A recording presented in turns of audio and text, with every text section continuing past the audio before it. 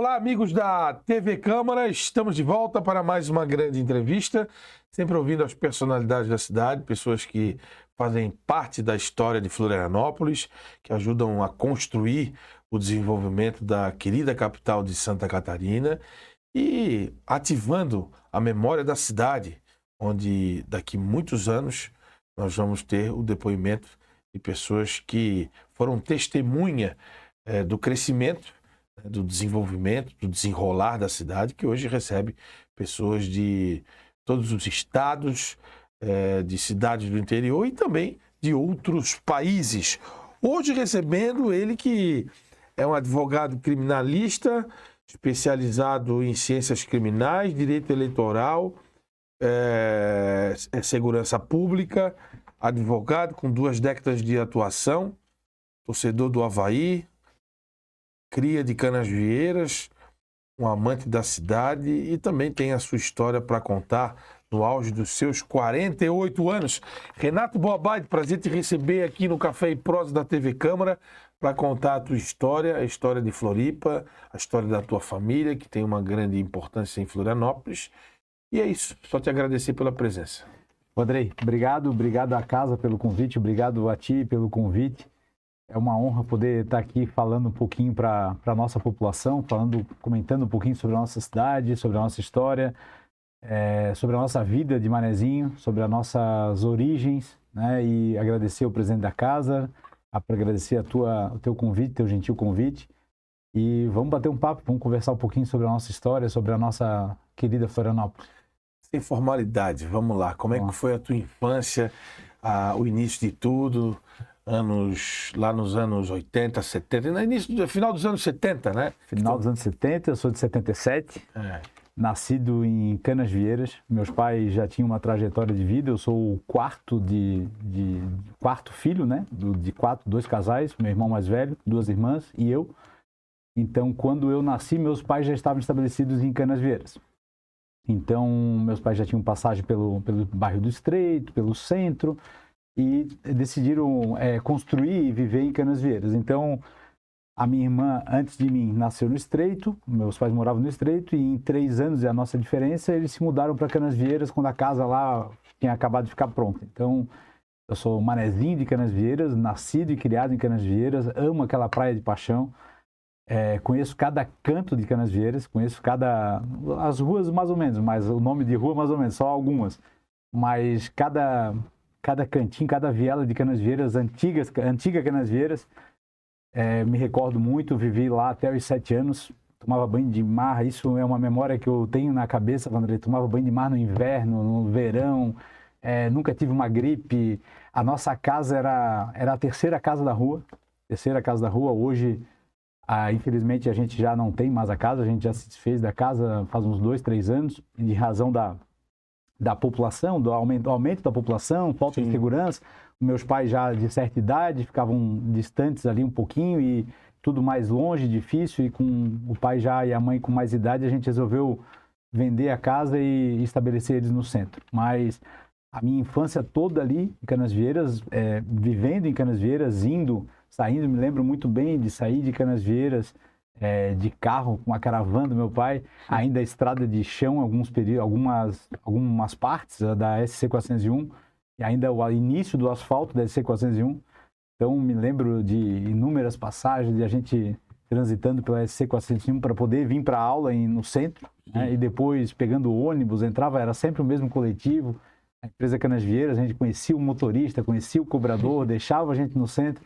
Então, assim, cara, é muita história que tu me traz na cabeça, assim, que da minha primeira infância, né? Vamos dizer assim, até os 7 anos de idade. Pois o teu pai optou por morar em Canasvieiras numa época onde o balneário de Canasvieiras se tornou o grande balneário da sociedade de Florianópolis, né? Sim. Então, foi a praia da moda após as praias aqui do continente que foram mais ou menos até os anos 60, início dos anos 70, né? Praia do Bom Abrigo ali, do Praia Clube, do 12, enfim. Exato. Mas aí Canasvieiras virou a parte balneária dos manezinhos. E teu pai resolveu ir morar, não só veranear, mas morar. Morar. Ele se estabeleceu lá. construiu, estabeleceu, foi a primeira residência que ele construiu com o dinheiro dele, vindo da advocacia, que meu pai também é advogado. Sim. Então, se estabeleceu ali em Canasvieiras e resolveu morar. Naquela época ainda, né? Hoje em dia já é difícil, né? Imagina naquela época sem ser duplicado, mas também devia ter menos trânsito, enfim, mas acho que o percurso era mais longo, porque era estrada simples, alguns trechos ainda sem asfalto, e resolveu se estabelecer em Canasvieiras e morou lá durante 7 anos, morando diariamente, né? Porque fazia o trajeto Canasvieiras centro Canasvieiras todo dia, né? Aí depois virou casa de praia. Aí depois o pai estabeleceu na Chácara da Espanha, aqui na rua Lacerda Coutinho, número 29, era o meu endereço.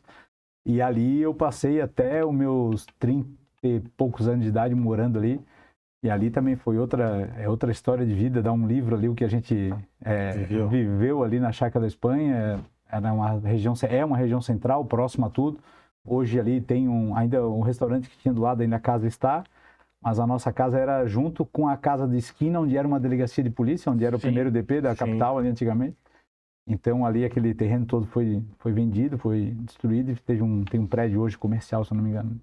Tinha ali também a sede do LIC, né? A sede do LIC sempre foi na Chácara da Espanha, era na Lacerda Coutinho, né, originalmente, depois foi para Martinho Calado, se eu não me engano, o nome da rua, numa casa de esquina.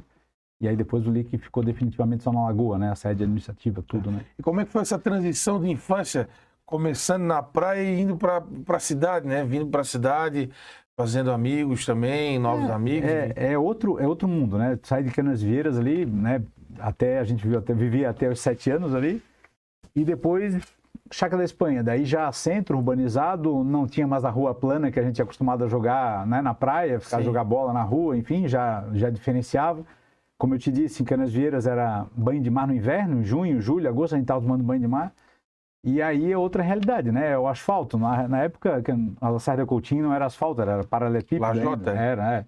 Então, mas, cara, a gente se adapta, né? A gente criança, jovem, aí a escola ficava mais perto, não precisava pegar o ônibus, ia a pé, né? O colégio que eu estudava, sempre estudei, né? Desde o jardim de infância até a 8ª série. Era o Alferes Tiradentes, da diretora Olga Brasil da Luz, né? Vereadora também aqui na nossa casa. Então... Era um colégio rígido, né? Era um colégio muito rígido. A dona Olga Brasil da Luz era uma diretora rígida, né? Meio que em regime assim, meio militar, mas digo que foi muito bom para todos que passaram ali. E eu te enumero, acho que dezenas de pessoas que tu conheces hoje, que passaram por ali e que tem uma vida, vamos dizer assim, encaminhada, né? Sim. Então, assim... Teus amigos, né? Nossos amigos, deve ter inúmeros amigos teus também que passaram por ali. Então, essa transição de Canasvieiras para o centro, né, o estranhamento normal do início, mas depois foi normal e a gente vai se adaptando.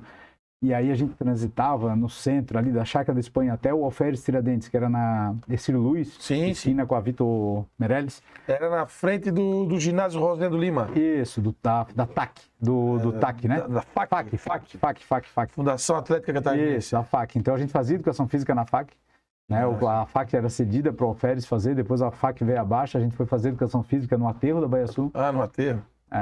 Então ali, aí a gente, fazia tudo isso a pé. Que era vermelho e branco o uniforme, né? O uniforme, a calça era da cor da madeira, aqui era caque. Era uma calça caque, assim, era horrível aquela calça, horrível, feia para burro. E a gente tinha o dia, me lembro que nas sextas-feiras era livre o uniforme. Era livre. Mas não tinha vermelho também? Tinha. A cor na terça e na quinta, por exemplo, que era o dia da educação física, tu podia ir com a calça de agasalho que era vermelho. Vermelho, E a camisa era branca, com um Alferes Tiradentes aqui, uma abreviação, um AT em vermelho. E a calça do abrigo da educação física era vermelho. Mas a calça obrigatória era tênis branco e calça caque e a camisa do colégio. E tinha que estar com o cabelo penteado. Tinha que estar tudo... Nem pensar em brinco naquela época, cabelo comprido, era difícil alguém... Ela era professora também ou era só diretora? Ela só diretora. Era só diretora. Só diretora e foi ali por longos anos, infelizmente, né, o colégio desandou ali com o problema de saúde dela, o afastamento dela, aí o colégio se perdeu um pouquinho, o pai e a mãe ainda tentaram ajudar de alguma forma para tentar segurar, para no colégio não encerrar as atividades, mas não foi possível, né? Com a modernidade, colégios maiores, colégios mais de franquias, né? Enfim. E aí a história do Alferes Tiradentes se perdeu ali, se encerrou, não lembro quantos anos já faz que é. Já faz um tempo, já faz para mais de 30 anos. Depois fosse para o Colégio Coração de Jesus, a gente vai entrar em seguida nesse assunto, mas aí eu queria saber o seguinte, e aqui no centro, como era viver no coração da cidade, próximo à Catedral, próximo à Praça 15, próximo ao mercado, os cinemas que nós tínhamos aqui na região, São né? José, Ritz, Secuntur. Da família Dauch, né? Fazíamos tudo ali a pé, primeira comunhão, catedral, crisma, catedral, e a gente vai acumulando amigos, vai acumulando histórias aí, né? A gente vai fazendo essas amizades da cidade. E era o convívio da turma da Chácara da Espanha. Sim. Né? Me lembro alguns nomes, né? O Rafael Abreu, tinha o Mauro e o Cinho ali, que eram moradores, tinha o Alexandre, tinha o Glauber, que morava ali. Enfim, inúmeros amigos, o Ricardo e o Eduardo Maia, a família do Alu Machado, né? O Neto, o André, o Moreno, né? Jogador de futebol, de futsal. Dedé era craque. Craque de futsal. Então a gente, tinha aquela relação de amizade ali, andávamos por ali, jogávamos bola na rua mesmo, rolimã, bicicleta, enfim. Aquela turma ali era bacana de viver, a gente conviveu. Da Tia Tilinha, né, também, né? Parquinho da Dona Tilinha, a gente subia, já às vezes não podia ir, né? A gente vai ficando mais velho, daí o pai liberava para ir para o parquinho ali da Dona Tilinha, ou ir para descer até a Catedral, mas... Eu lembro que tinha ali uma casinha dos pombos, lembra? Tinha. Na Tia Tilinha. Tinha um poste ali que ele botava, era uma casinha de pombo mesmo, para o pombo vir mesmo e morar ali, né?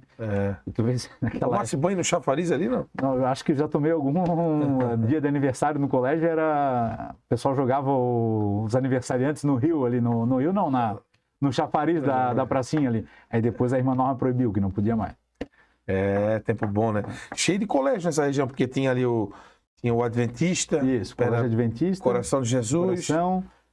Tinha mais para baixo, aí depois veio o Energia, né? Depois mais um pouquinho para baixo ainda tinha o Alferes, ainda mais para baixo. Tinha a Academia do Comércio. Tinha o clube, né? O saudoso Clube 12 de Agosto. Então essa área ali, região, Ercílio Luz, Cachorro Quente do Afonso, essa região toda a gente fazia tudo a pé. Isso tudo a gente andava a pé. E tu vê, né, Vandrei, hoje a diferença de questão de segurança pública, hoje tu tens filho... criança, adolescente, enfim, a gente não tem mais segurança de deixar, né? Tu não vai deixar o teu filho com 12, 13, 14 anos andar pelo centro da cidade hoje sozinho. Sim. Pô, a gente transitava para cima e para baixo de bicicleta e, era uma tranquilidade absurda, né? A gente passeava e ia pro colégio, voltava todo dia a pé. O Alferes ali tinha uma diferencial que tinha alguns dias que a aula ia até 6h30, daí já era escuro, daí o pai ia buscar, tal, mesmo que fosse perto, mas por uma questão de segurança, por já ser noite. Mas, assim, durante o final de semana, a gente saía de casa às 8 horas da manhã, voltava à noite, ficava o dia inteiro na rua, sem problema nenhum de violência, de assalto, de perigo de alguém fazer alguma coisa contra a gente. Hoje, a gente perdeu isso, né? E aí tu tivesse uma vivência bem no coração da cidade, né? A gente considera o centro de Florianópolis a parte histórica da nossa capital, mas ali, onde é a praça... Onde é a catedral, aqui, né? Aqui onde a gente está, onde é a casa também. Onde era a antiga Câmara, onde tem o Palácio Cruz de Souza. Aqui é o centro do centro, né? É o miolo da cidade, era o centro nervoso da cidade, né? Hoje perdeu um pouco essa origem, mas ainda é. Com menos força do que antigamente, na minha opinião. Mas era tudo aqui perto, né? Era tudo, a gente, se reunia, a turma do colégio, esperava todo mundo, vamos se encontrar na frente da catedral para ir ver os Trapalhões no Ritz. No Ritz. Né? Vamos. Daí a gente combinava sábado à tarde, se encontrava todo mundo na frente da catedral e ia todo mundo junto para ver o cinema. Quem que tava nessa turma aí? Cara, tem além dos nomes que já citasse outros. Assim, Paulo Mosman. Né? O Luiz, hoje, o Luiz Fernando, que tem uma empresa de som hoje que faz eventos na cidade, o Luiz Fernando também é daquela turma, né? O Luiz Kremer também é oriundo do Alferes Tiradentes, advogado, amigo nosso, também até hoje carregamos algumas lembranças, né? O Paulo e o Ítalo, né? Os dois irmãos, né? Uma família Mosman, né? Eu me lembro deles lá nos ingleses. Isso, o pai dele tinha uma escola de datilografia, logo em cima do Alferes Tiradentes, era obrigado, o Alferes Tiradentes exigia que ao final da 7ª série você tivesse um certificado de datilografia. Máquina de escrever, Hamilton, né? Tudo tampado aqui, tu tinha que decorar as letras e Tu não podia ver o que tu estava digitando, tu tinha que acertar o teclado. Hoje em dia, imagina, né? Hoje em dia é outra realidade, né? Mas foi um tempo, né? Foi um tempo. E aí, então tem, né, tem várias pessoas ali, o Kleber Ferreira, também já estudamos juntos ali também, era envolvido com escola de samba. Sim, o Kleber, contador. Então, são amigos que a gente tem até hoje, né? A gente fala, hoje eu falo com o Paulo, falo com o Ítalo, falo com o Kremer, enfim, falo com uma... Lembranças boas. Né? E amizades verdadeiras, assim, né, Vandrei? E que a gente fazia tudo junto, e a gente andava junto, e confraternizava junto, sim. As famílias se conheciam. Então, assim, me lembro da casa do Paulo e do Ítalo lá na Serrinha, a gente fazia eventos lá, a casa tinha piscina, fazia festinha americana do colégio, do Alferes Tiradentes. Então, os meninos levam refrigerante, as meninas levam... Né, os meninos levam refrigerante, as meninas levam salgadinho. O Ítalo hoje é juiz, né? O Ítalo é juiz? Não, o Ítalo foi juiz eleitoral no TRE. Durante 2 anos. É advogado também, aqui em cima o escritório dele, acho que se mudaram agora, se não estou enganado. Eu me lembro dele nos ingleses, ele, o irmão dele. Eu era muito amigo dos primos deles, o Guilherme, o Gustavo e a Camila Mosman. Sim. Eles eram meus vizinhos lá na Rua dos Tubarões. Sim. Mas o Renato, e aí, como é que foi essa transição? Aí fosse pro Colégio Coração de Jesus, aí é outra coisa, né? Aí outra coisa. A calça também era meio uma cor diferente, né? É difícil, né? Encontrar a calça vinho, né? A calça bordô era complicado de encontrar, mas a gente dava jeito, né? Tinha na época o mercado, né? Mas também foi outra experiência maravilhosa, assim, um colégio maior, né? Porque a gente estava acostumado com a estrutura do Alferes Tiradentes, assim, que era uma sala, familiar. Era uma sala da quinta, era uma sala de sexta, uma sala de sétima, uma sala de oitava.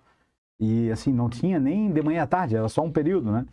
Então, era bem menor, né? Convivia todo mundo junto. E no Coração de Jesus, aquela grandiosidade já, né? Pô, tinha 3, quinta série, 3, eu fui para lá no 2º grau, daí já, né? Tinha 2 primeiros anos tinha 4 primeiros anos de manhã, depois tinha 4 primeiro ano à tarde. Então, assim, pô, era muita gente. Né? Muita gente. Mas foi também uma experiência bacana, Algumas pessoas do Alferes Tiradentes acabaram indo para lá. Agora eu me lembrei do Fábio Luciano. Também o pai dele tem a farmácia ali na Nunes Machado ali. Então, também estudou lá no Coração de Jesus, estudava no Alferes e foi para o Coração de Jesus. Rodrigo Vieira. Putz, agora vai vindo os nomes aqui, vão vindo. É bom lembrar, porque daqui a anos essa entrevista vai ter valor, os nomes vão sendo citados, entendeu? Isso. Eu sempre faço esse exercício com os entrevistados, lembrar os nomes, o que é possível, claro, né? É claro, já vai chegar. Por exemplo, eu me lembrei do Renato Costa lá da Agronômica, que era do Renatinho também. Sim, o Renato hoje é funcionário do Tribunal de Contas. Auditor do Tribunal, meu amigo também. Renatinho era também da época do Alferes Tiradentes, ele era um ano acima do meu. E aí a gente foi acompanhando juntos, foi crescendo juntos, né? Acho que teus filhos... Sim, estudam juntos, né? O Renato é nosso grande amigo. Tá, e aí o seguinte, aí o Coração de Jesus também era rígido, né? O Coração de Jesus tem a educação da irmã Norma, né? Sim. Então, assim, era bem rígido também, questão de horário, questão de frequência, questão de comportamento, né? Mas tem muito boas lembranças ali do Coração de Jesus também. Foram anos maravilhosos, assim, experiências... a nossa adolescência, né, Vandré? Então, ali tu vai até os 17, 18 anos, então... Também são pessoas que a gente tem carinho até hoje e fala até hoje, né? Um ano à frente, junto com o Aloysio Machado, que era amigo da Chácara da Espanha. Sim. Ele sempre estudou no Coração. Aí tinha o Luciano Kowalski, que era da mesma sala. Robão. Então, assim, uma turma maravilhosa, né? Turma maravilhosa e pessoas da cidade que a gente acabou crescendo junto. E a gente, como eu sempre falo, né, Vandré? A gente vai, por onde a gente passa, a gente tenta sempre ter o maior número de amigos possível, né? E eu acredito que esses 48 anos de vida, assim, acho que eu fiz muito mais amigos do que desafetos. Acho que, enfim, desafetos acho que não sei se tem. Né? Não. Mas às vezes são adversários, né? Isso. Que a vida é feita de disputas. É verdade. Então, assim, né, boas amizades e assim, histórias, né, sensacionais. Depois vem a universidade, aí também, aí já estou um pouco mais maduro. E aí a da faculdade é o que a gente carrega até hoje, assim. Sim. Antes da gente falar da tua profissão, aí vai entrar no período da universidade, eu queria saber o seguinte, na minha geração, que é um pouquinho menor que a tua, alguns anos abaixo... Não muitos. Não muitos. Mas virou uma febre, né? Quando chegou o Energia, aí chegaram outros colégios como Decisão, Geração, né? E tu acabaste indo para energia. Acabei indo para energia para finalizar o segundo grau ali, já porque tinha uma preparação para o vestibular um pouco melhor. E também era tudo novidade, todo mundo ia, porque daí a decisão tinha... Porra, imagina naquela época você fazer o recreio na rua, né? Não podia, né? Você tinha que fazer dentro do pátio do colégio, você comia dentro do refeitório ali, da lanchonete do colégio. Sim, sim. E aí começou energia e decisão, senão os intervalos, o pessoal saía pra rua. Aí dá uma sensação de liberdade. Liberdade com responsabilidade, né? Daí tinha essa cobrança, né? Mas daí o energia também foi um período menor ali, aí foi um cursinho também, aquele semi-intensivo que fazia preparação vestibular. Sim. Então foi um período de tempo menor ali, mas também com boas amizades ali, com boas lembranças também. Me lembro disso, eu ia muito no... A gente ia naquelas coisas saideira, ia na saideira do Decisão, era na Rio Branco, todo mundo na rua. E também fui muito na saideira do Coração de Jesus. Na frente da escadaria. Na frente da escadaria, Era engraçado isso, né, cara? É uma coisa que eu acho que não existe mais isso. Não, os colégios as pessoas iam se visitar. Isso. Aí às vezes iam na saideira do Catarinense, do Coração. Porque tu acabava, mesmo que tu estudasse em colégio diferente, tu acabava estudando com alguém que morava junto, né? Morava no mesmo bairro, no mesmo prédio que alguém que estudava no Catarinense. Então, e os locais que a gente frequentava, Vanderlei, era sempre, essa turma era sempre o mesmo, né? Então, assim, tu acabava frequentando os mesmos lugares, a mesmo localzinho da moda da época, não tinha shopping. Ou as festas também. Ou o shopping, eu estava me lembrando do shopping, a gente fazia a programação na época do Alferes Tiradentes, a gente pegava o ônibus lá na Francisco Tolentino para ir passar o dia no Shopping Itaguaçu, que era o único shopping da cidade. Sim. Aí a gente ia de ônibus, agora não vou lembrar o nome da empresa, mas pegava o ônibus, a turma toda do colégio se reunia, íamos em 15, 16 e voltávamos, ia no cinema lá, ou passava o dia no shopping e voltava. E aí o Energia foi um período ali de um ano e meio só, de finalização do segundo grau e preparação para o vestibular. Sim. Mas todos os lugares que a gente passa, a gente acaba levando alguns amigos para sempre, né? Ali do Energia, tu me fizesse lembrar agora, Ricardo Bogo, um amigaço, amigão, muito amigo, também formado em Direito, não exerce advocacia, mas também um cara maravilhoso também, que dá saudade, assim, do tempo de colégios, enfim. Tá, e aí decidiste fazer direito porque já tinhas o teu pai como advogado, como grande referência, né? E aí você, vou seguir o caminho, foi isso? Mas foi por aí. Eu nunca, Vandrei, assim, eu nunca tive uma segunda alternativa, né? Eu sempre tive a profissão do meu pai como o meu farol, assim, né? Como eu me apaixonei desde que eu comecei a entender o que era o direito, comecei a entender o que meu pai fazia. Aqui dali sempre foi o meu farol, o meu norte, assim. Tanto é que passaram meu irmão mais velho é engenheiro mecânico, a minha irmã mais velha é economista, a minha irmã acima de mim, a mais nova, é dentista, e ninguém foi para a área do direito. Parecia que eles estavam querendo deixa pro Renato. Deixa pro Renato. É o caçula. Eu acho que ele tem a cara da advocacia. Enfim, eles vieram antes, escolheram outras profissões. E eu não foi um oportunismo, vou pegar porque ninguém foi ser o que o pai foi, então eu vou ser. Não, eu sempre tive aquilo assim como vocação mesmo, a advocacia. Eu sempre achei aquela profissão do pai assim maravilhosa. Na época do colégio do Coração de Jesus, apertou um pouquinho o primeiro grau ali, apertou um pouquinho as notas e tal. E aí, primeiro ano, né? A gente tudo diferente, colégio grande, bagunça, festa. Enfim, aí as notas apertaram um pouquinho. E desde os 14 anos aí eu fui para dentro do escritório do meu pai. Meu pai assim, tua nota tá ruim, então vamos colocar aqui um limite aqui, então tu vem aqui para dentro do escritório. Vai vir todo dia aqui das 2 até as 6 da tarde, vai fazer as tuas tarefas aqui no escritório, vai estudar aqui e conforme eu for precisando, eu vou pedindo para tu fazendo as tarefas do escritório fora na rua. E aí ali, 14 anos, o pai começou, leva isso aqui no fórum, pega esse processo em carga, daí dava autorização para pegar o processo em carga. Estágio?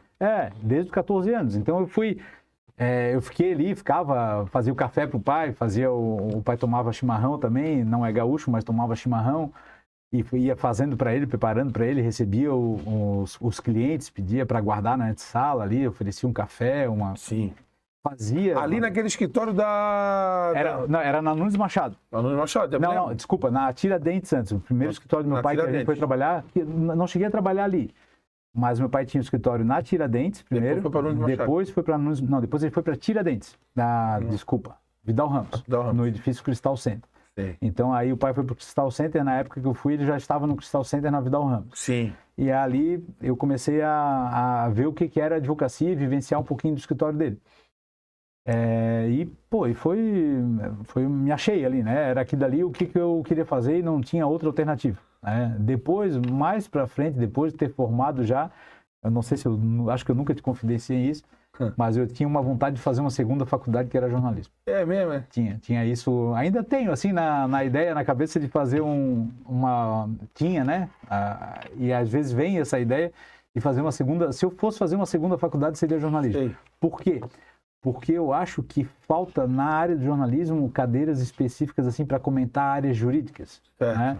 Então, assim, será que eu vou fazer jornalismo? Aí eu faço voltado para a área jurídica, para comentar, né? Um crítico para comentar decisões e tal. Eu acho que era por isso que me encantava, assim, sabe?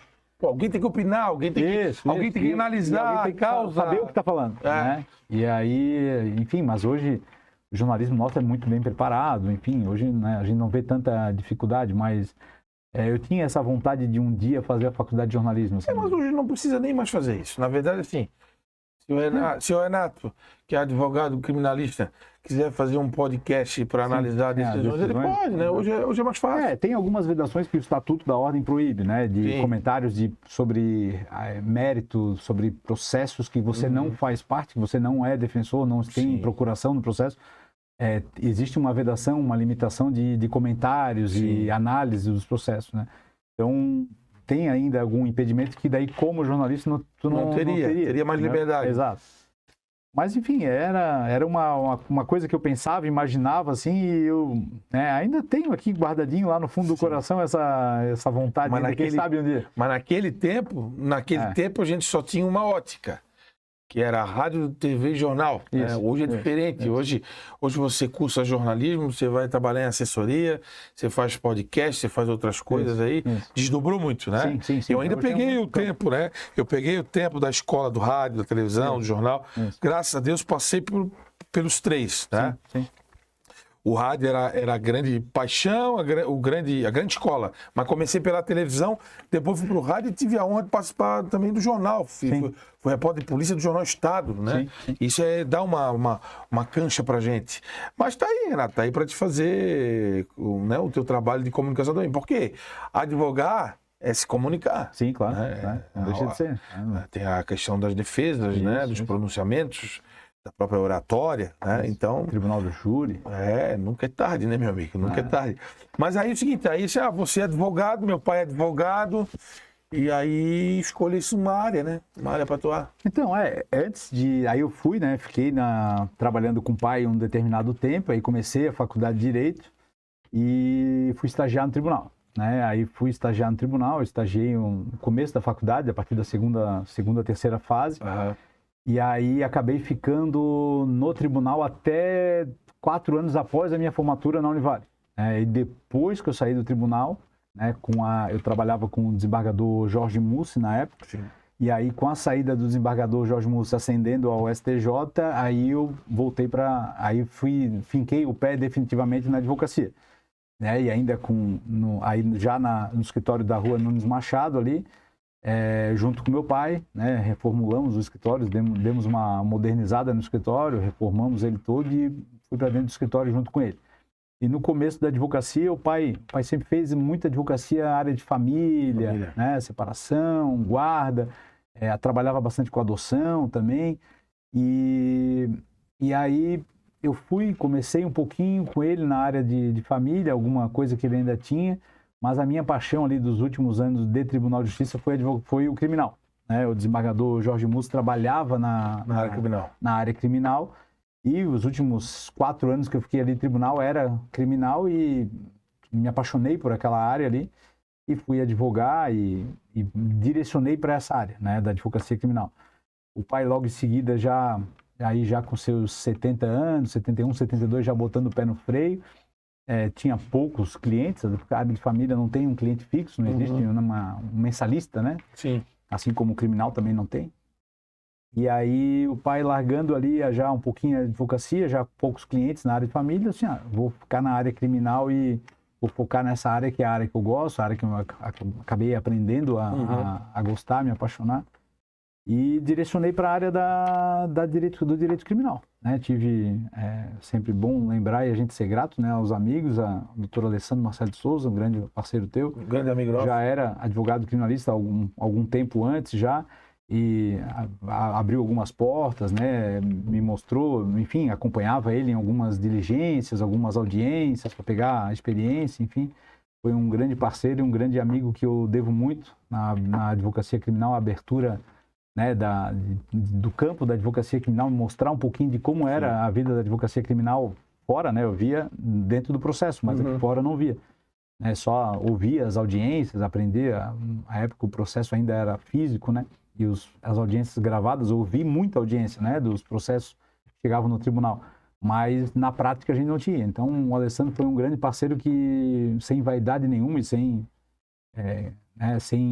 querer esconder nada, sempre abriu a porta do escritório dele para mim, a atuação dele. Então eu tenho uma gratidão muito grande por ele, um carinho muito grande por ele, porque a gente saber ser grato a quem nos deu as primeiras oportunidades, enfim.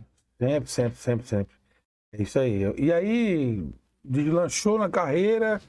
Eu queria saber, assim, as histórias engraçadas aí das defesas dos clientes, porque sempre tem, né? Não, tem alguns fatos curiosos, tem uma juíza aqui da capital, ainda essa semana mandei para ela um vídeo que estava circulando nas redes sociais aí, sobre uma história de um papagaio, né? E teve uma audiência épica, assim, vara da violência doméstica, e contando ali o caso. E a pessoa foi testemunhar, foi relatar o que aconteceu, e a pessoa contando, não, ele chegou, tal, e aí ele começou a bater nela, só que daí ela reverteu e pegou uma vassoura e começou a bater, e aí até eu escutei o papagaio gritando, dale.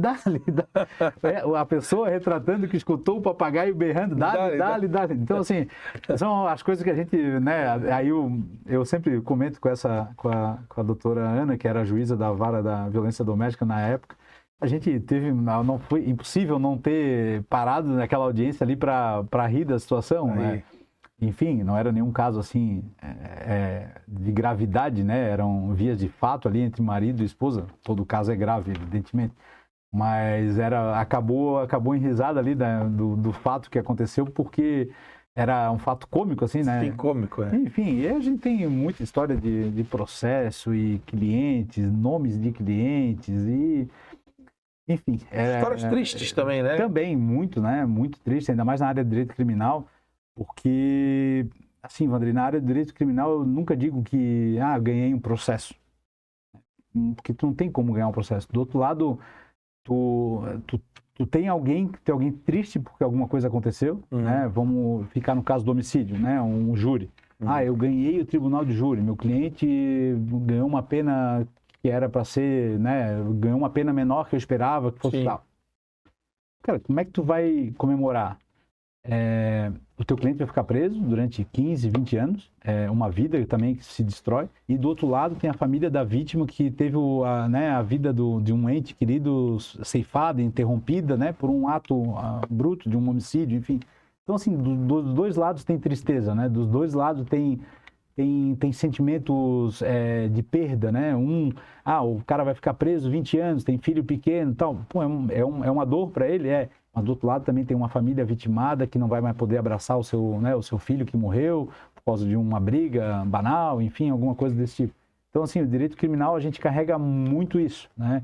E a gente exige muito da gente, da advocacia criminal, assim, a nossa cabeça tem que estar muito boa, né? A nossa espiritualidade tem que estar muito boa, porque absorve bastante. A área do direito criminal, eu digo, assim como o direito de família, eu acho também que os advogados que atuam nessa área sofrem muito. Né? A gente sofre de todos os lados, né? A gente sofre pela família que foi vítima de um assalto, de um roubo, enfim, e a gente sofre pela família da pessoa que está presa, né? Porque eu estava conversando com a minha esposa hoje de manhã, por mais bárbaro que seja o crime, aquela pessoa que praticou aquele crime ali, ela tem uma mãe que sofre, né? E aquela mãe deságua em ti, né? Ela tem tu és a âncora dela, tu és o alicerce dela aí para dar sustentação para ela, para dar uma esperança para ela, para efetivar uma pena justa para o filho dela que está preso, enfim. É uma área bem conflitante, assim, mas bem extenuante psicologicamente. Eu tento sempre, Vandrei, sair do escritório, encerrar minhas atividades, assim, e tento virar a chave. Né? Tento se desligar. Me desligar o máximo possível. Aí a gente vai pro jogo do Avaí, se estressa mais um pouquinho, às vezes não, tal, enfim. Mas Ou joga bola, ou né? vai jogar bola, ou vai fazer uma atividade, ou vai andar de bicicleta, ou vai passear com o cachorro, enfim, vai fazer alguma coisa para esparecer e não trazer para dentro de casa, né? É isso, o desembargador Altamiro falou para mim aqui semana passada. Ele disse assim, ó, eu procuro não levar trabalho para casa. Eu prefiro ficar em paz, tomar meus ferrinhos e tal, ou fazer uma outra atividade para esparecer um pouco, né? Chega em casa, eu desligo, né? Claro, hoje tu acaba trabalhando quase que 24 horas por dia. Então tu tá com o WhatsApp ali, tu tá com, né, as redes de contato aberto ali, não tem mais dia, não tem hora. Como diz o Marcelo Gonzaga, advocacia criminal, não tem dia, não tem hora e não tem local. Tu é chamado a qualquer momento, né? Tu tem que estar ali, tu tem que responder, né? Eu sempre, na medida do possível, respondo meus clientes, independente seja sábado à noite, domingo à noite. É um pai que está preocupado, é uma mãe que está preocupada com o filho, o processo, até o próprio cliente, enfim. Eu tento dar a melhor atenção possível, mas eu tento me desligar, assim, né? Um pouquinho, para aproveitar um pouquinho a vida e final de semana, relaxar. Enfim. As tuas especializações, nelas também tem segurança pública, que é ligada à área criminal, e direito eleitoral, né? Isso. E aí, o que tem a dizer sobre elas? Sim, Vandrei, Áreas que te interessam? o direito eleitoral sempre foi uma área do direito que eu sempre tive muito interesse. Sim. Eu sempre fui um cara, nunca fui político, né? Nunca fui de nenhuma agremiação partidária, nunca me filiei a partido político, mas eu sempre gostei de acompanhar os bastidores. Né? Sempre, desde que eu me conheço ali, desde as primeiras eleições presidenciais lá de Fernando Direta já também? Direta já. Eu morava na Chácara da Espanha já. Eu ia ver os comícios da Direta já na frente da Catedral. Sim, eu presenciei... As praças. Isso, eu presenciei num dos comícios da primeira disputa de Fernando Collor com Lula. Eu ia... Nos comícios, tanto de um lado e de outro, eu ia presenciar. E eu presenciei uma cena de batalha campal aqui na frente da Catedral, num comício histórico, que eu não lembro agora se era do Collor ou se era do Lula, enfim. Provavelmente, não, 1989 isso. Isso. 1989. Acho que se não estou enganado, acho que é isso aí. Que é o ano da primeira eleição do Collor e do Lula. Então, eu já tinha 13 anos ali, então já entendia bastante o que estava acontecendo. E naquela época tinha os showmícios, né? Aí eram artistas se apresentando e depois vinha o político atrás e falava e tal. Então, assim, a gente acabava indo ver para ver o show. E né? qual era o show, lembra, João? Não lembro. Se era algum sertanejo, alguma coisa assim. E acabei indo ali, né? Ficamos lá em cima do parapeito, lá da catedral, lá em cima na entrada, assim, vendo de longe. E eu presenciei essa cena, assim, o palco, olhando para a Praça 15, o palco aqui à direita, os representantes aqui de uma sigla partidária, enfim, de um lado, e a outra subindo aqui do lado do Correio, subindo a Praça 15, e eles se enfrentaram na frente da Catedral.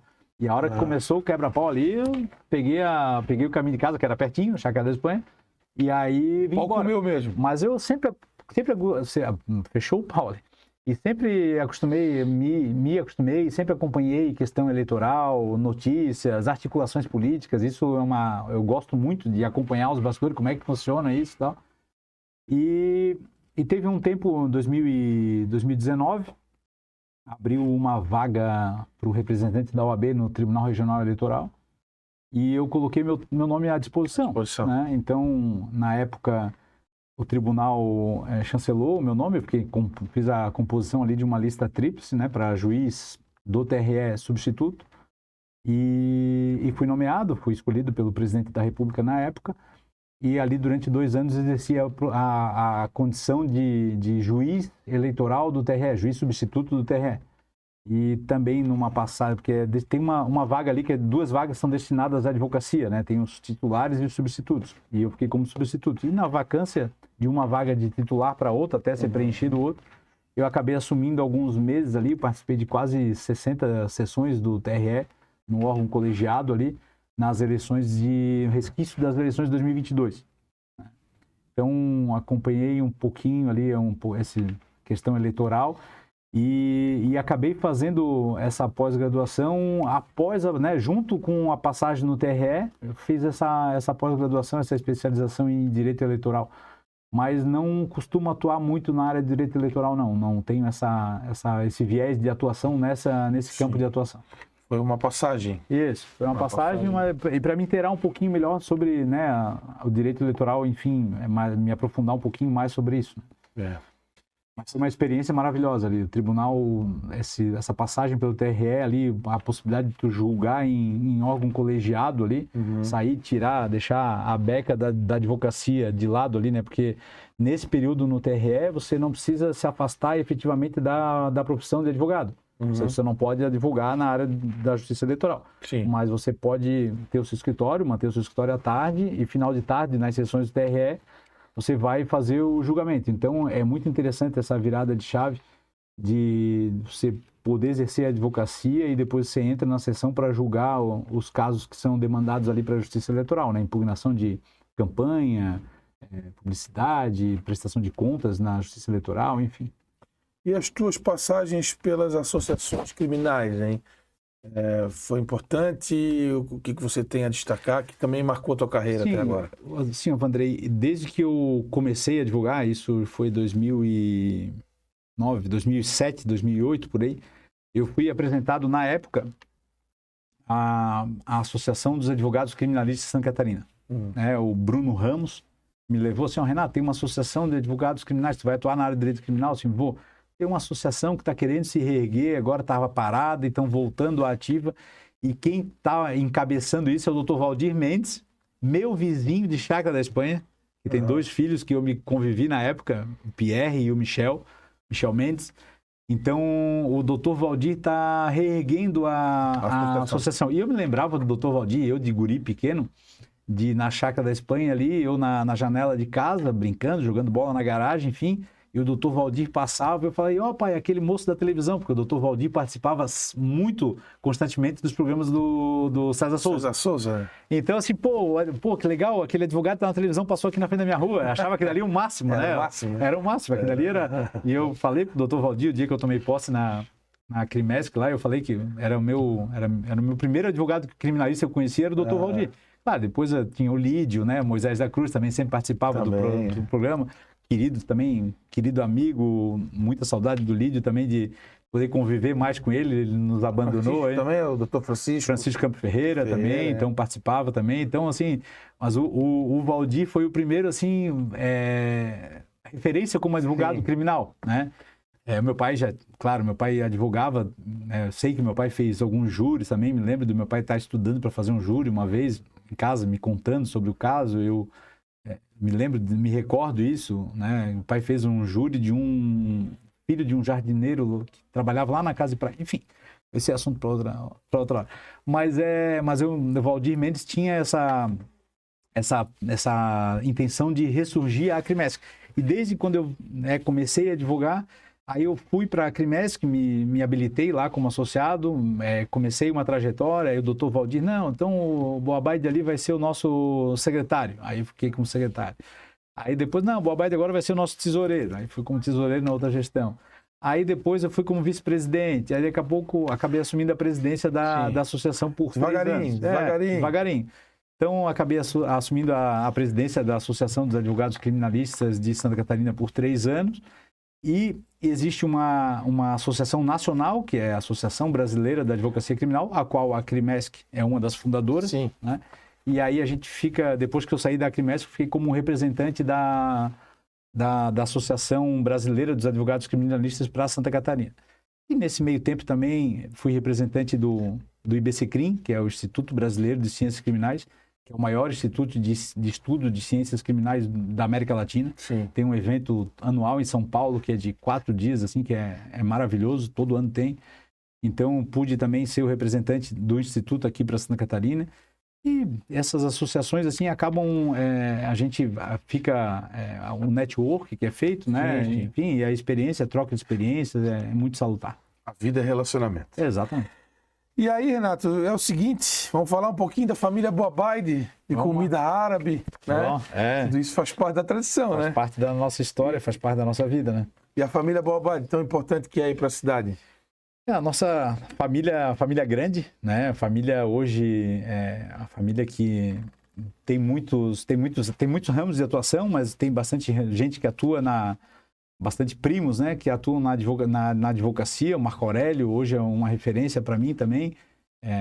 Tem um escritório ali no Cobrasol. Mas assim, uma família que o meu pai tem só um irmão, né? Então do próximo mesmo, assim, só é o meu tio, né? Tem só um tio meu pai era só mais um irmão. Sim. Então, os outros Boabaides que a gente tem próximo, daí são filhos dos primos e irmãos do meu pai. Sim, sim. Né? Então, mas é uma família grande, tem bastante atuação em todas as áreas. Tem médico, tem dentista, a minha irmã é dentista, tem outros dentistas. Teve até governador, né? Tivemos governador, né? Foi prefeito em Tubarão, enfim, temos alguma história aí dentro da família, na parte política, na parte jurídica. É o José Boabaide, né? Isso, e tem o Estélio, que foi prefeito em Tubarão. E tem o Antônio, qual é o Antônio? O Antônio Carlos Boabaide é o califa, advogado tradicional aqui, que é, enfim, a figura. Meu pai é o João, né? Meu pai é o Carlos. Carlos Boabaide. Meu pai tem mais um irmão, que é o Sérgio. Sérgio.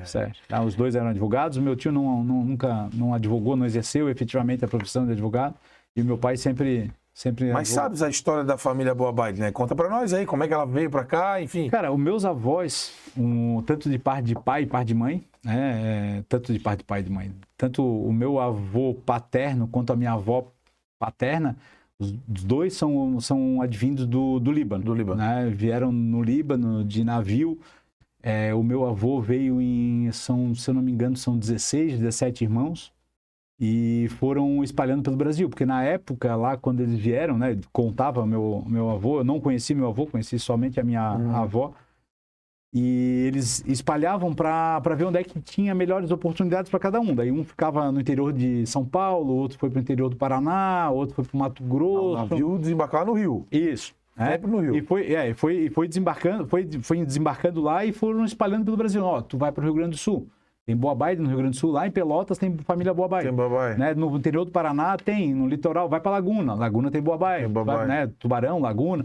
Então, assim, eles foram mandados cada um para um estado para ver onde é que era mais rentável, onde é que podia, né, evoluir e a família estabilizar.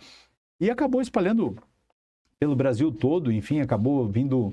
Meu avô, acho que foram 16 ou 18 irmãos e espalhado pelo Brasil todo.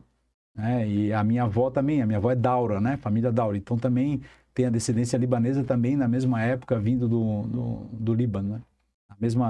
Mais ou menos na mesma época, 1903, 1900 e pouco, 1905, por aí. E aqui em Florianópolis nós temos várias famílias árabes, né, tradicionais. Boabaide, Daush, me ajuda aí. Mussi, Shiraim. Então são tudo descendentes libaneses, né? Libaneses, E todas elas acabam se relacionando, né? Teve alguns ali que casaram com Daush, com Boabaide, com Mussi, enfim, acabaram se unindo. misturando. Acabaram unindo algumas famílias ali, mas são as famílias de descendência libanesa que hoje o Líbano... A maior colonização libanesa... tem Salum também, né? Salum também, bem lembrado, a família Salum.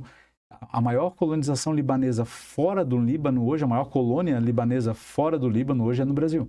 É no Brasil. O ex-presidente Michel Temer, descendente libanês, foi homenageado pelo governo do Líbano, enfim. Existe uma rua no Líbano, não sei se tu sabia, tem uma rua no Líbano que se chama Rua Presidente Michel Temer, em homenagem ao... Eu acho que eu vi no Fantástico. Então tem algumas curiosidades, a colonização libanesa é muito grande, hoje tem bastante libanês em Paraná, ali perto de Foz do Iguaçu, por ali tem bastante colonização libanesa. Mas aqui a família, essas famílias que tu Aqui não tem uma associação em Florianópolis, tem? Não tem. Lá em Porto Alegre tem. Tem. A Sociedade Libanesa de Porto Alegre. Isso, tem a Já sociedade. almocei lá, inclusive. Tem a sociedade lá, são muito fortes. Fortes, Até é. a É um embaixada, clube social. a embaixada do Líbano, acho que a gente fez o processo de naturalização, até que tem que ir recuperar isso para pegar a cidadania libanesa, enfim. Até isso ficou parado no tempo, é uma coisa que meu pai me cobra para a gente dar encaminhamento para poder pegar a cidadania libanesa. O sonho do meu pai é visitar o Líbano. Meu pai está com 88 anos, a idade vai avançando e toda hora que a gente programa ir para o Líbano, acontece alguma coisa no Líbano, né? Mas a gente tem uma vontade muito grande, eu ainda, se Deus quiser, ainda conseguir levar meu pai ainda para conhecer o Líbano, a gente tem essa vontade, eu e meu irmão, assim, de ir os três filhos, né? Os 2 filhos, junto com o pai, claro, as irmãs querem ir junto, mas a gente tem vontade de levar ele no Líbano, assim, para ele ver, ele presencialmente conhecer as origens, né? Que ele nunca foi, né? O que ele te relata em relação a isso que passou para ti? E o que mexe com ele? Quais são as... Meu pai... O teu avô já era libanês, né? Isso, meu avô veio do Líbano e isso durante... no século XIX, não, 18 ainda. Isso, 1900... já era 1915, 1920. Meu pai me relata, assim, meu pai nasceu em 37 e o meu avô foi falecer em 70, se eu não me engano, alguma coisa assim. E o meu pai me relata assim que meu avô ia algumas vezes, ele foi ao Líbano. O Líbano. Ele foi ao Líbano. E o meu pai tem essas recordações, essas fotos até hoje, com o meu avô visitando os parentes no Líbano. Terninho branco, assim, né, de chapéu, boné e tal. E hoje, bom tu me lembrar isso, hoje eu tenho um relógio no meu escritório que o meu avô trouxe, um relógio de madeira, não é cuco, né? Um relógio de normal, aqueles de ponteiro com badalo, enfim, tem a campainha, a cada meia hora toca, depois toca a hora e tal. Eu ainda consegui restaurar ele. Da última viagem que meu avô foi ao Líbano, ele trouxe esse relógio. É um relógio de uma marca inglesa, francesa, sei lá. E tá lá no meu escritório funcionando belo e perfeito. Bacana demais. E dentro desse contexto das famílias árabes, tem a culinária, né? Sim. Que aí o teu pai aprendeu, né? Passou para você e conta para nós aí. Não, o pai é o especialista no quibe cru, é só ele que faz. Só ele que faz. Só ele que faz. Ele já ensinou, mas não deixa ninguém fazer. Lembrei de Espiridião a mim também, outra família árabe, né? Também, o Espiridião também. Também do Líbano. Também libanês, a né? minha Elou. Então, o pai faz o quibe e a mãe, enfim, aprendeu a fazer com a minha avó as pastas, né? As pastas de grão de bico, a de berinjela, a coalhada, né? E o pai fica responsável pelo quibe cru e pelo quibe assado, né? E a ala feminina da casa fica responsável pelas pastas. E nesse final de semana, a minha esposa não conhecia muito a culinária libanesa. Depois que a gente começou a conviver, ela experimentou o quibe, as pastas lá em casa, e esse final de semana ainda, inclusive, ela fez um teste para ver como é que estava a mão ali na pasta de berinjela, na pasta de grão de bico e na coalhada. Ficou muito bom. Não podemos esquecer do kafta, né? Não, do kafta, sim. Kafta é o tradicional, né? É que o Espiridião fez fama, né? Fazendo o kafta aí pela cidade. O kafta é uma coisa maravilhosa. E também o charutinho. O charutinho, eu me lembro da minha avó fazendo na beira do fogão. A casa da minha avó era ao lado do Hotel Flop. Existia uma casa ali, uma casa antiga, tem várias fotos ali, e a minha avó morava ali naquela casa. E eu me lembro da minha avó, falecida avó, Dona Olga, e ela fazia os charutinhos, ela ensinava minhas irmãs, ela enrolava o charutinho, pegava folha de parreira, tem que ser folha de parreira, né? Folha de uva. E ela enrolava e ficava segurando entre os dedos aqui para dar a pressão, para não desenrolar até secar, né? Aí depois botava na forminha, levava pro forno, tal, para dar uma esquentadinha. Mas a gente tem essas recordações. E também isso é memória. O libanês também gosta muito do cordeiro, né? Sim, da carne de ovelha. De ovelha, né? É bem famosa no Líbano, na cultura tradicional, né? De culinária árabe, né? O quibe cru a gente acaba fazendo, hoje faz com outras carnes, né? Acaba fazendo com patinho, né? Acaba fazendo com patinho, que é a carne mais mais apropriada para Sim, fazer, né? sim. Um patinho extra limpo ali, com trigo, Resolve, e vai fazendo e fica Hortelã, né? bom. Hortelã é importante. Cebola, É. coisa que não tive. Coisa boa, rapaz. Comida árabe é muito bom. Agora tu me fizesse relembrar da casa da minha avó. A casa da minha avó ao lado do Hotel Flop ali, era uma casa linda, cara. Casa linda, assim, a hora que resolveram vender aquela casa ali, eu fiquei triste, porque a minha infância foi ali. Derrubaram a casa? Hoje tem um prédio ali, né? Tem um A prédio. Secretaria de Segurança já foi ali e tal. Sim. Mas aquela casa me recorda muito ali a minha infância, porque a minha avó tinha, ela tinha um parreiral na parte de baixo da casa, Sim, no que a terreno. uva não prestava. Ela cultivava ali Só pra- pegar as folhas, para fazer o O charutinho. Então, assim, as recordações que a gente tem da vida, né? É, muito Engraçado, bom. né? A gente vai falando e vai lembrando algumas coisas. Muito bom, muito bom. Ô, Renato, e aí o seguinte, falamos da tua trajetória, falamos da infância, falamos do trabalho dos árabes, da família Boabaide, de Canasvieiras, falamos de tudo.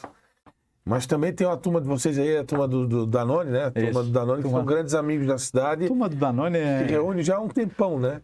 Conta a história da turma do Danone. A turma do Danone, na verdade, a gente começou com Por que Danone? Já começa assim. Não, é porque tinha o Adriano, aquele de São Paulo, o Aloysio Chulapa. Sim, Chulapa. O Aloysio, ele fazia uma brincadeira que ia, em vez de tomar uma cerveja, ele falava assim, vou abrir, vou tomar um Danone. Sei. Para não dizer que ia tomar uma cerveja, dizia, vou tomar um Danone. Aí começou por isso. Por isso virou a turma do Danone. E aí a gente começou, na verdade, a gente começou com um time, a gente tinha a turma da faculdade, que a gente se reunia para jogar, onde hoje é o residencial La Perle, na Beira-Mar. Do Adilson Heleno, ali, no campo do Adilson Heleno. Tinha um campo ali. E a gente começou a jogar ali, o pessoal da faculdade se reunia uma vez por semana para jogar. Aí depois fomos lá pro Categeró, lá em Monte Verde. Teu irmão jogou diversas vezes com a gente. Eu acho que não sei se tu chegou a agarrar joguei umas duas vezes lá. Teu irmão jogou algumas vezes com a gente.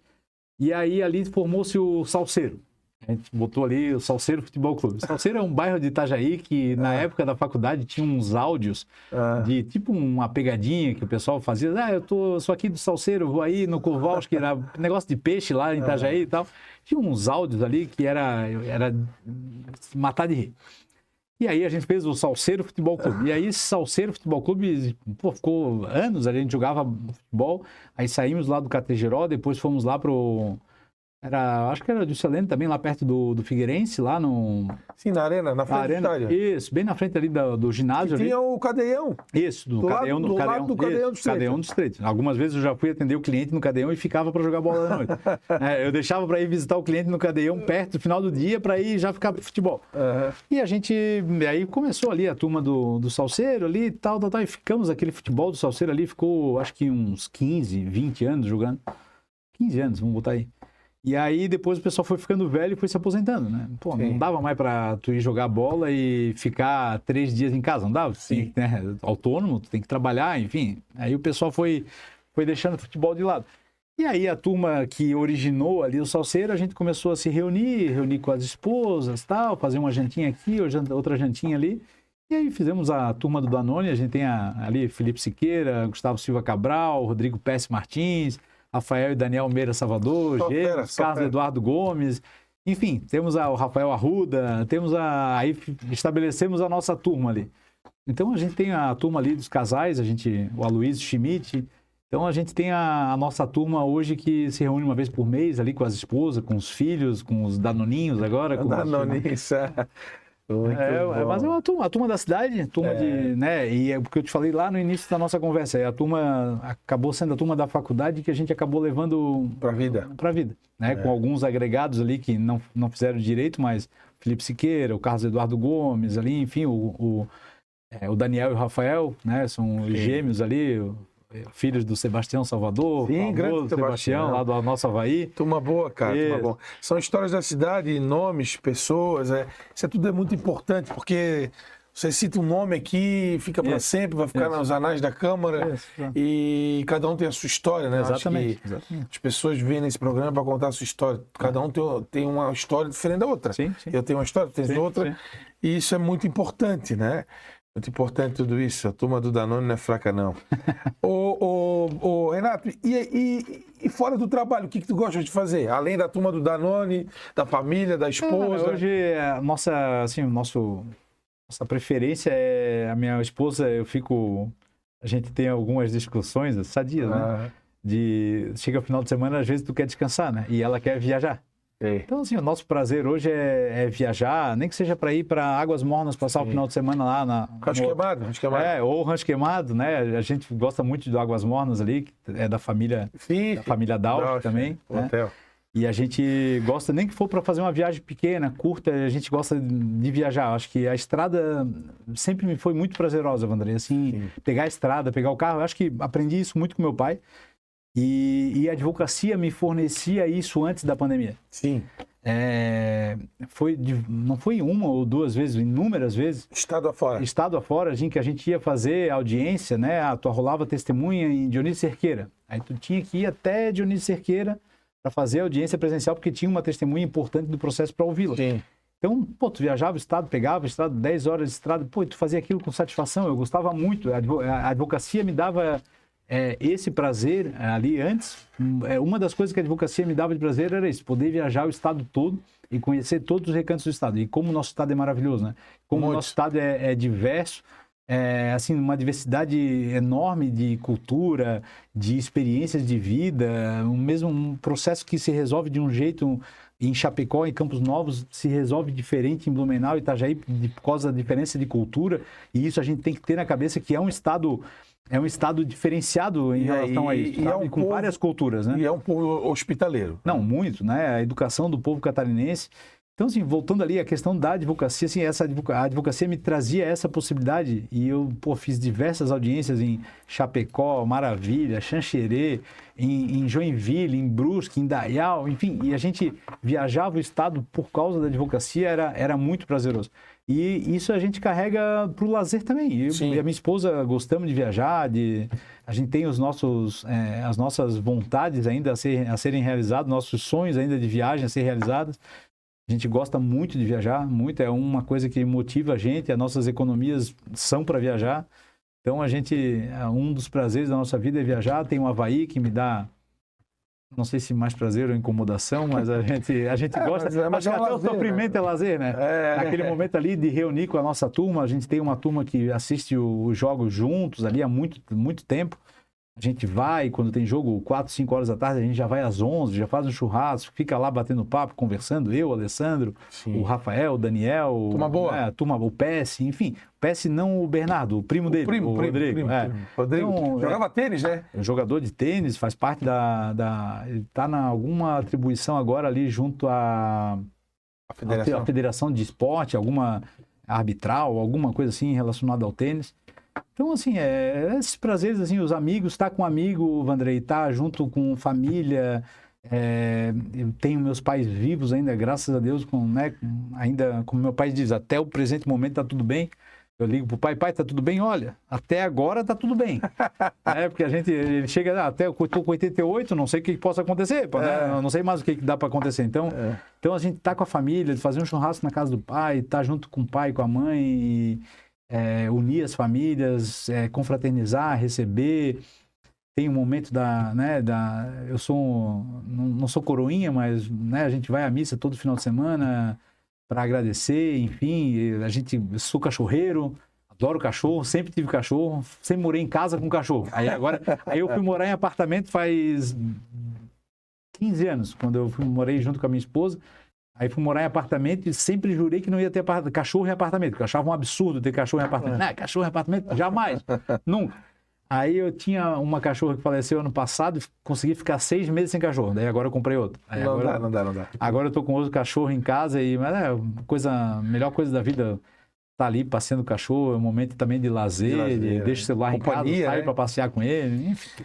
Renato, e Florianópolis, hein? Como é que tu vê a cidade? Uma cidade crescendo, uma cidade que está assim num ritmo acelerado, recebendo povos de todos os lados. Isso. O trânsito ficando cada vez mais complicado, não dá para ir a qualquer hora a Carandieiras, né? Temos um grande problema que é a questão do saneamento. Enfim, qual é a tua visão sobre Floripa? Cara, Floripa eu acho que ainda preserva a essência dela. Penso isso, que ainda tem a sua essência, mas caminha a passos largos para a gente perder a nossa origem. Falando sobre a Casa de Canasvieiras, a gente se desfez dela porque quando a gente vendeu a casa na Chácara da Espanha, meus pais foram morar em Canasvieiras. Isso há 20 anos, né? Uhum. Então, ainda Canasvieiras a gente conseguia chegar, a gente conseguia ir rápido, passava o final de semana prazeroso e tal. Daí começou a edificar de um lado, edificar do outro, o sol que batia na casa já não é mais o mesmo, a violência, o portão fechado sempre, cadeado e muita marginalidade, enfim. Começou a crescer muito no norte da ilha, a gente começou a ter muita preocupação. E aí a gente resolveu se desfazer daquela casa lá em Canasvieiras. Trânsito. Hoje, Vandrei, meu escritório era no centro e eu morava na área continental. Eu fechei meu escritório do centro, levei meu escritório para a área continental e hoje eu trabalho na mesma quadra de casa. Então, não uso carro. Então, uso o carro para vir para o tribunal, para fazer um evento. É a vida distrital. Isso. Né? Então, assim, eu tento concentrar tudo ali. E hoje, a gente é manezinho, né? E o manezinho tinha alguns preconceitos, assim, de... Né? Tem 48 anos de idade, então assim, tinha um preconceito de atravessar a ponte. Né? Era assim, não, do outro lado da ponte, nada. A ilha é melhor. Nada prestava no outro lado da ponte. Vai morar lá do outro lado da ponte? Não, que absurdo, tem que atravessar a ponte, muito longe, imagina. E hoje, eu moro no Estreito, a minha mulher é do Estreito, a família é do Estreito. E aí... Aqui do lado. Do lado. Então, com a abertura da Ponte S. Luís, ficou muito mais fácil. Eu comprovo isso, porque eu morava no Estreito já antes da ponte ficar pronta. E depois da ponte ficar pronta, ficou uma maravilha aqui dali. E a gente tinha esse preconceito, né, de morar do outro lado da ponte. E assim, hoje o Estreito te entrega tudo que tu precisa. Sim, é funcional. Só não tem um shopping, né? Dizem que a família aqui, eles têm um projeto de construir um ali, tomara que construa, para valorizar mais a área e a gente ter mais benefício. Mas é uma maravilha, tem tudo ali na região do Estreito, estou muito feliz de morar ali, em que pese morar perto do estádio do Figueirense. Tô brincando, né? Mas moro perto do estádio do Figueirense, 2 quadras do estádio do Figueirense. Mas, assim, tu tem tudo ali hoje, farmácia, supermercado, infraestrutura, enfim, tudo que tu precisa hoje, tu tem do lado da tua casa. Estou muito feliz morando no Estreito. Para mim, hoje eu digo meus amigos, da turma do Danone, assim, o Estreito é uma maravilha. Renato Boabad, obrigado pela sua presença, por contar a sua história até esse momento da vida, como diz o teu pai, né? Exato. Até esse momento. Obrigado pelo convite, André. Obrigado pela casa, obrigado ao presidente da Câmara dos Vereadores, obrigado a ti, ao convite. E estamos sempre aí à disposição, o que precisar da gente, a gente está sempre à disposição, pronto a te atender. Beleza. Renato Boabad, aqui no Café e Prosa da TV Câmara, ainda jovem, né? Daqui uns 20 anos pode ser que ele volte para contar a continuidade da vida. E o nosso programa tem a supervisão técnica do Tiago Veríssimo e a direção geral da jornalista Carla Silveira. Um abraço e até a próxima. Tchau.